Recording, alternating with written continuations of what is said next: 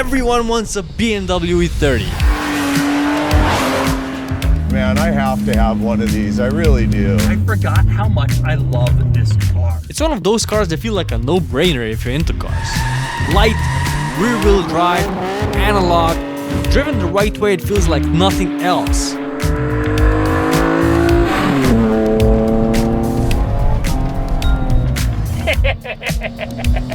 But then, some people drive one and come away disappointed or confused or wondering what all the hype was about. It's good. Not great. Kind of a snooze. So this video is about clearing that up. What an E30 actually is, what it was designed to be, how it's put together, and how different versions change the way it feels. And by the end, you'll know if it's actually for you or just something you like the idea of. Because I have one. I've daily driven it, worked on it, modified it, swapped it, and then I broke it. And yeah, right now it's still broken. But okay. So this is E30 Explained in 30 minutes. Literally. So sit back, relax, make some popcorn, and enjoy the video. We like to talk about the E30 today like it was always meant to be special. It wasn't. BMW built 2.4 million of them. For context, Porsche didn't even build that many 911s in 60 years. All generations combined. The E30 was just a normal compact executive sedan, meant to be driven every day. It competed with cars like Mercedes 190, Audi 80, Saab 900. Really sensible grown-up stuff, not something exciting or exotic. And that's important to understand because it tells you what the E30 wasn't. It wasn't designed to be pure, it wasn't designed to be analog, and it definitely wasn't designed to be special. Back then, it was just BMW's idea of a good daily. Development started in 1976, and by the way, that's exactly when they started filming the first Star Wars. The actual car launched in 1982, and it became the second 3 Series, replacing the E21, which itself replaced the O2 series. And while those cars aren't identical, they all come from the same era of thinking. The E30 is still part of that older, more traditional way of building cars. The real shift, where things start to feel properly modern, happens with the E36. And that makes an E30 an interesting in-between. It's the last version of that older approach but pushed as far as it could go before things got complicated. So mechanically, it's already way closer to modern cars than its age suggests, but not everywhere. And that's kind of a sweet spot. Here's what I mean. The E30 uses a simple layout. Front engine, rear-wheel drive, steel unibody. That's totally normal, even by today's standards. But what matters is when it was designed. This was before modern safety rules took over.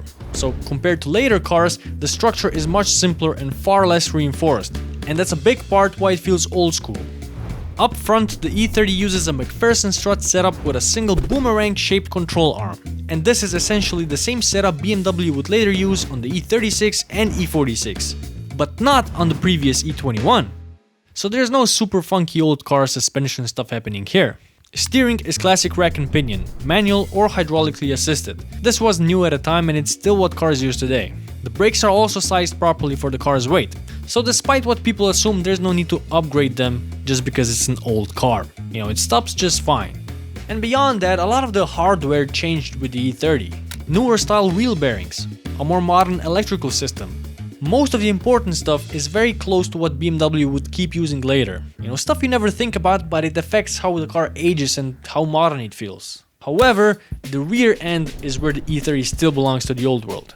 It uses an independent semi-trailing arm setup, something BMW had been using since the O2 series. It's not solid axle old, but the idea is straight out of the 60s. And no car today uses the setup anymore. For a good reason. As the suspension moves, camber and toe angles change together. At normal speeds, that's fine. But when you start pushing, every bump and dip changes the alignment, which is why the rear end can feel twitchy. The suspension is literally steering the car. And that's exactly why BMW moved to a multi-link rear on the E36, which does a much better job of keeping the car stable. But there's a flip side. Because the design is simpler, there's less filtering between you and the road, so grip changes are pretty easy to feel as they happen, and the car reacts really well to whatever you do behind the wheel. If you know what you're doing, it's super rewarding. But if not, well...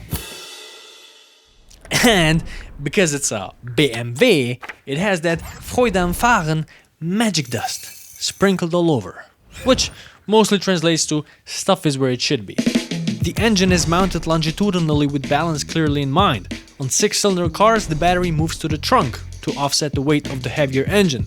The fuel tank sits ahead of the rear axle, so as the fuel burns off, the balance of the car doesn't change much. You sit in the center of the car. The dashboard is angled toward the driver. None of this is a magical engineering marvel on its own, but together is why the E30 doesn't feel strange to drive, even today. Everything makes sense, and that's what makes it feel simple. It's just properly thought out. And E30 people tend to care about that a little bit more than most. Because once you're used to clean inputs and predictable outputs, you notice when systems stop behaving that way. You do one thing and 5 other things happen in the background. And that's true with modern cars. And I hate that. And it's definitely true with how we use the internet today. And that's why today's sponsor, Surfshark VPN, actually makes sense. I'm pretty sure you know what a VPN is, but let me remind you again. It encrypts your internet traffic and hides your location, so your data stays yours. No one peeking in, no funky business happening in the background. It's basically a must-have if you use public Wi-Fis in cafes, hotels, airports, which are basically carburetors of the internet world. You know, they work, but you don't want dirt getting in.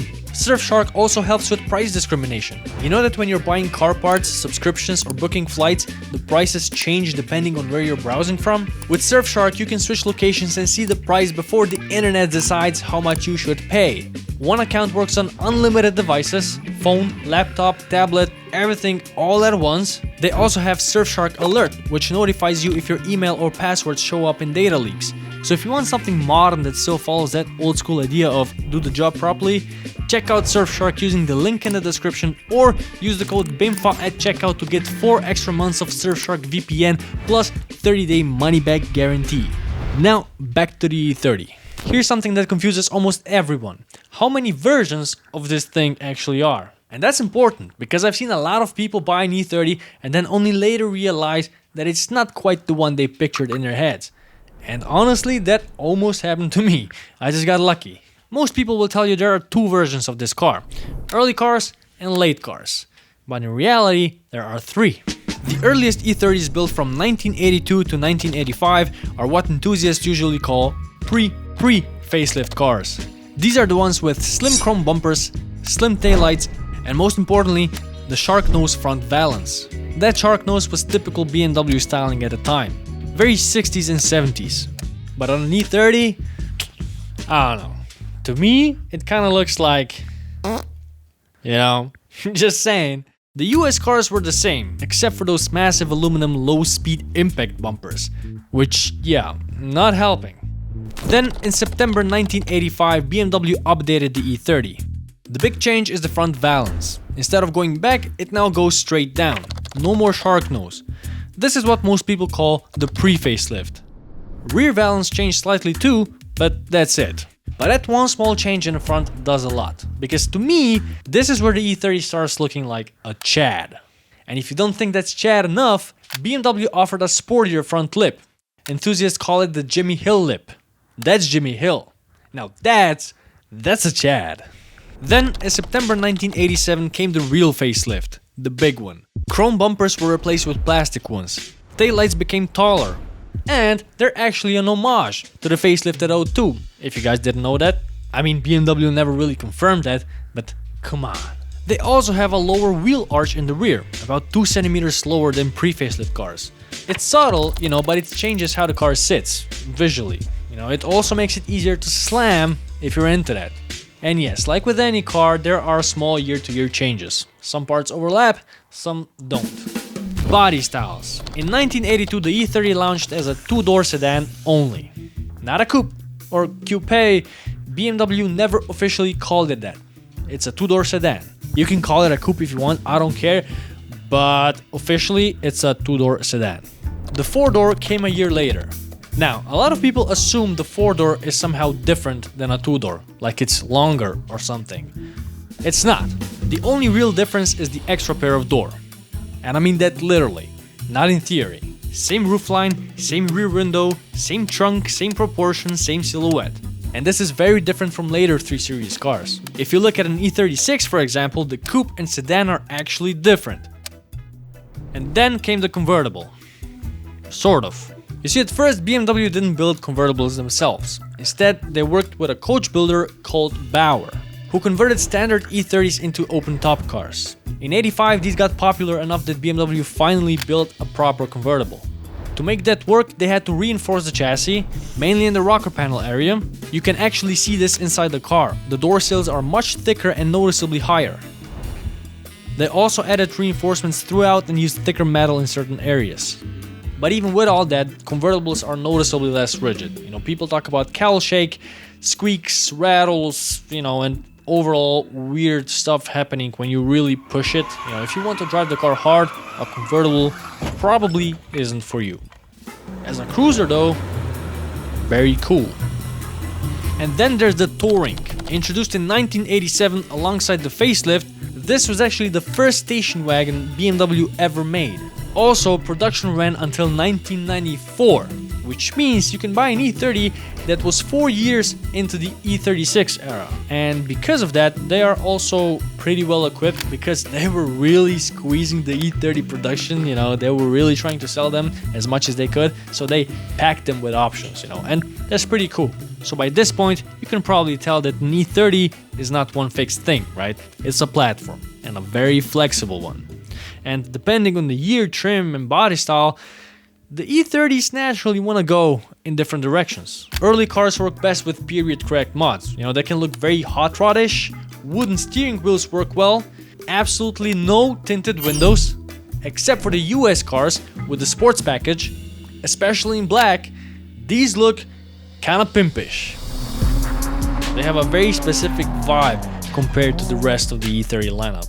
Almost like an 80s muscle car interpretation of a BMW. Later cars, on the other hand, feel much more 90s. Modern wheels work, even some JDM style stuff doesn't feel out of place, more aggressive setups, just a completely different direction from the early cars, you know. There were also factory body kits, M-Technique 1 for pre-facelift cars and M-Technique 2 for facelift cars, basically what BMW would call M-Sport package today. So the E30 ends up with a lot of different looks and styles and vibes. There isn't one single way it's supposed to be, you know, it's like a blank canvas. And then it's pretty much up to you how you think you perceive what it is, you know, and that's one of the reasons they became so popular. And this applies to engines as well, because the E30 came with a lot of them. But first things first, there are no truly bad E30 engines. And to be honest, there are no truly great ones either. You can't really go wrong with any of them, but at the same time, none of them deliver the experience most people think they're getting when they buy an E30. So instead of thinking in terms of the best engine, it's better to think what each one actually gives you and what it doesn't. Broadly speaking, E30s came in 3 different engine configurations: 4-cylinder petrol, 6-cylinder petrol, and 6-cylinder diesel.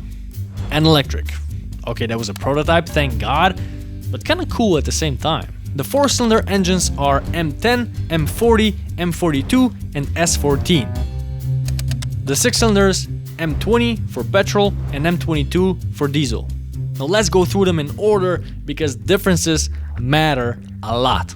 Let's start with the M10. This engine was used in the E30 up until 1988, and it was directly carried over from the E21 and even the O2. It first went into production in 1962.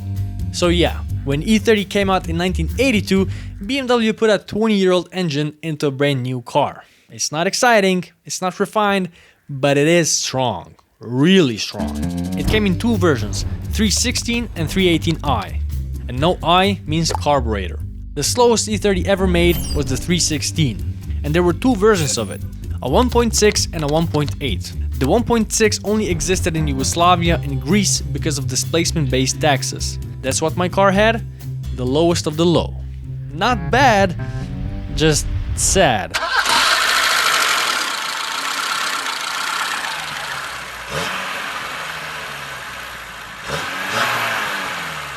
And then there's the 318i, now fuel injected and a bit more power. You know, this is where the E30 starts to feel like an E30. Just enough power to have fun, enough to go sideways on bad tires, but it's still an M10. You know, it doesn't rev high, it's not exciting, but it can be if you modify them properly. Double Weber carbs or individual throttle bodies, aggressive cams, a good exhaust.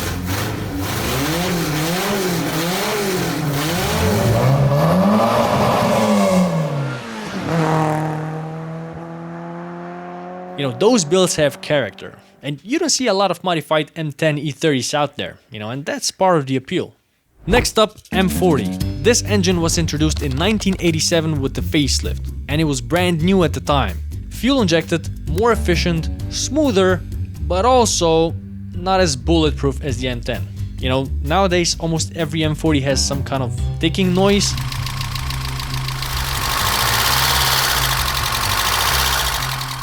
And the worn cams because of bad lubrication, but overall they're pretty solid. It came in a 316i and 318i. Now those are fine, nothing special or exciting, but they work, you know, they're like the default E30s. And then there's the M42. Now this engine is based on the M40, but with double overhead cams and 136 horsepower. It was only available in the 318iS, which only came as a facelift 2-door. Now this is the first E30 that's actually quick. Not fast, you know, don't get it twisted, it's not fast, but it's quick. This is the engine I currently have in my E30. Well, right now it's... But coming from a 75 horsepower M10 to that... was...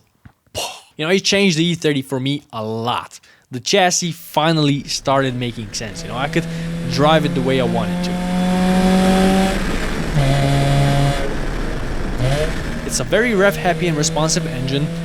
It also has some motorsport history, which adds to the cool factor, and some call it a baby M3 engine, and I get why, but then again, you know, these cars are kind of getting hype right now in the E30 scene, because they were underrated for a very long time, and now they're overrated because they were underrated. You know how this goes.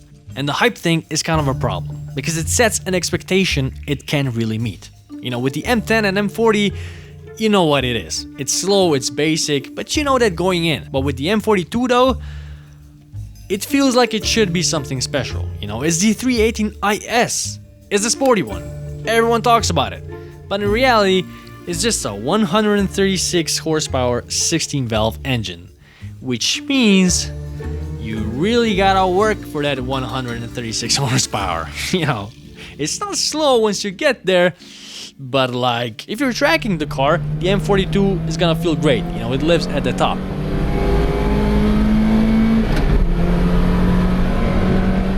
But for street fun, I don't know. You know, the 318iS is just a 318i that revs a little higher. And this brings me to the important part. If you're choosing between a clean 318i for like 6, 7, 8 grand and a 318iS for 14, 15, 16, 17, because those are realistic prices right now and they can even go a bit higher, I wouldn't spend the extra money on the IS. You know, in my opinion, it's not worth it. Unless you're a collector or something, or the car itself is much nicer and better options or something. But I would never pay big money for a 318iS. I know it's a little bit of a hottish take in the E30 community, but it's my take and I live with it. And I'll continue to live with it because I just bought a replacement M42 engine for my broken M42 engine. So it is what it is. Anyways, that's it for the normal 4-cylinder E30s. Now, the S14. This is the motorsport-derived version of the M10, and it came only in the M3 and a fake M3. Multiple displacements, the most common one is 2.3 liters. 192 horsepower in the standard M3 and M3 Evolution 1, and 217 horsepower in the Evolution 2. And then there's the 2.5 liter version with the 235 horsepower found only in the M3 Sport Evolution. Now this is the most powerful E30 ever sold from factory. And then there's a 2-liter S14 found only in the fake M3, also known as a 320iS, or the Italian M3, because it was only sold in Italy and Portugal due to displacement-based tax laws. It was basically a loophole M3, you know, same engine but de-stroked and without the wide body. Now, everybody will tell you different things about the E30 M3. You know, some say it's overrated, some say it's the only E30 worth buying. I don't know what to tell you. Like, I've never driven an E30 M3, but I would love to own one. But mainly because of the legacy, the racing, you know, and it looks cool as hell, but not because of the engine, you know. It's probably good enough, but I don't know. If it's anything like the M42, then... People are going to hate me say the S14. The correct engine in a 3 Series is a 6-cylinder. Yeah, it is. Speaking of 6 cylinders, the E30 only had one petrol inline 6, the M20, but it came in 4 displacements. The least powerful is the 320i, 125 horsepower or 129 in facelift cars. It sounds great, it's smooth, but it's kinda weird because you have a weight of the 6-cylinder on the front axle and even less power than a 318IS. So if you want fun driving, a 318IS might actually be better. But if you want the sound and the smoothness, a 320i can give you a better driving experience overall. Next is the 323i, which was only available until 1985 in pre-facelift cars. But then it was replaced by the 325i. You know, before the M3 arrived, this was the top dog. 170 horsepower, still not fast, but it's not slow either. Good mid-range power, but still likes to rev.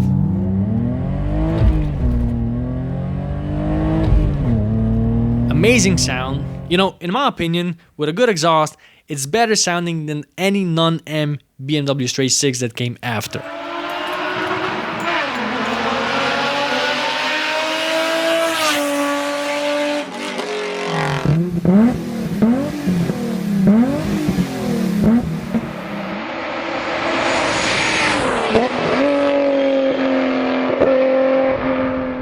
Now, I think this is the closest thing to the factory ideal E30. You know, this is probably how BMW imagined an E30 to feel like from the start. That doesn't mean it's the only good E30, but if you're asking which engine probably feels the most complete with the chassis, it's probably a 325i. And then there's the 325iX. Now, this was BMW's first all-wheel drive car. Ever. Like, ever. Way before X-Drive. And this one is a genuinely weird E30. You know, they sit a bit higher, they have factory fender flares, the only E30s that do, but the most weird thing is that the entire front end is different. And I mean different. Different strut towers, different subframe, different mounting points. It's basically a different car from the firewall forward. But that also means you're limited. You know, you cannot really convert it to rear-wheel drive. I mean, you can, but it's not gonna be the same. And you can't swap it either, because like I said, the entire front end is different.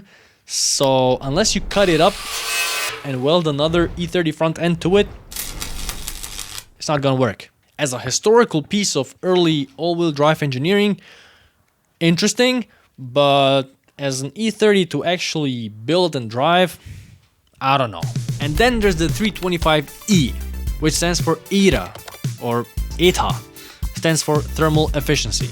You know, BMW wanted a fuel-efficient inline 6, longer stroke, which increased the displacement to 2.7 liters, a bit more torque lower in the RPM, but only 122 peak horsepower, because it only revs to 4,500 RPM. It behaves almost like a diesel, but the cool part is you can put a 325i head on it, along with wiring harness and an ECU and some other things. But then you have a 325i stroker, which can make between 180 and 200 horsepower, sometimes even more. And that's pretty cool. So if you see a 325e for sale, don't skip it just because it's an E. It's actually a 325i stroker waiting to be finished. And finally, diesels. I don't even know if I should talk about diesels. I don't like diesels. You know, this was very early diesel tech. Back then, they were efficient. Now, if you're buying an E30, you're probably buying it because you want to have fun, and diesel really isn't it. Okay, so we covered the engines. Now, transmissions. I don't think you want to listen to me talk about transmissions for 5 minutes. So, here's the short version. 4-speed manual, 5-speed manual, 3-speed automatic, and 4-speed automatic. You should get a 5-speed manual. An automatic is also not bad, but a manual is where it's at. Now, what to do to it when you finally buy an E30? Because this is usually where people end up being disappointed. They buy a stock E30, drive it for a little bit, and it doesn't quite feel how they imagined. Stock E30 suspension is dated. The car sits high, it lifts under acceleration, there's a lot of body rolling corners. Even Klaus Luthe, the designer behind the E30, complained that the car sat higher than he wanted. So even if you're not into modifying cars, shorter springs with matched dampers are almost mandatory. That just brings an E30 to a normal level. You don't need to go crazy. 40mm front and rear drop is the standard lowering for all E30s. That's how much my car is lowered, and it doesn't even look lowered. You can go with coilovers, but springs and dampers work just fine. Bushings. Chances are original E30 rubber bushings are all shot. I mean, they most definitely are, because it's an old car. So it's good that you replace all of them.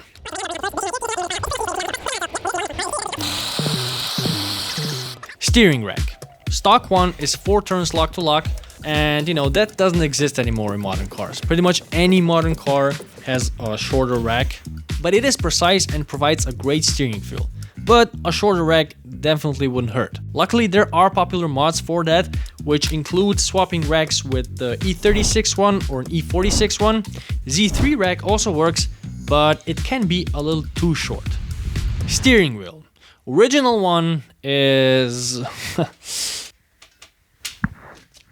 it's big. It's like... yeah, it's big. But there are 2 factory sports steering wheels. They are both smaller. MTEC 1, which comes in 2 sizes, or MTEC 2, or you can go aftermarket, like me. Steering wheel also isn't adjustable in the E30s, which is a shame. So the seats are way more important than you think. Standard comfort seats are fine, but they don't feel sporty at all. And they sit a bit high. Not SUV high, the E30 actually has a very sporty sitting position, but it's not sports car low, so factory sports seats are, in my opinion, the sweet spot. They're comfortable enough to daily, and they actually hold you in place. The problem is, they're getting expensive and hard to find in solid condition. That's why I went the other route, Recaro LS seats. They're genuinely some of the best seats ever made. Mine came from an Alfa Romeo 75, but they were also a factory option in the E30, and a rare one. Alpinas had them, Ferrari F355s had them, a lot of high-end 80s cars did. But they're also getting expensive. But, you gotta do what you gotta do. Short shifter. Basically a must-have mod. Nothing crazy, just so you reduce the throw length a little bit, because a stock shifter does have quite long throws. Also, one quick practical thing, if an E30 shifter feels worn or sloppy, and most of them do, it's almost always the linkage, not the gearbox itself. There's a shifter rod joint, 2 bushings, couple of shims, clips, and that main shifter bearing, which all wear out over time.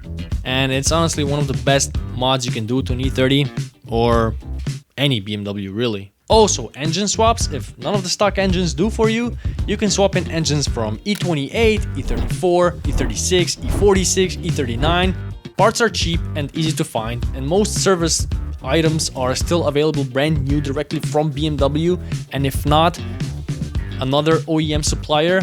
And if not that, there are probably people in your area that are into E30s and they just have parts laying around.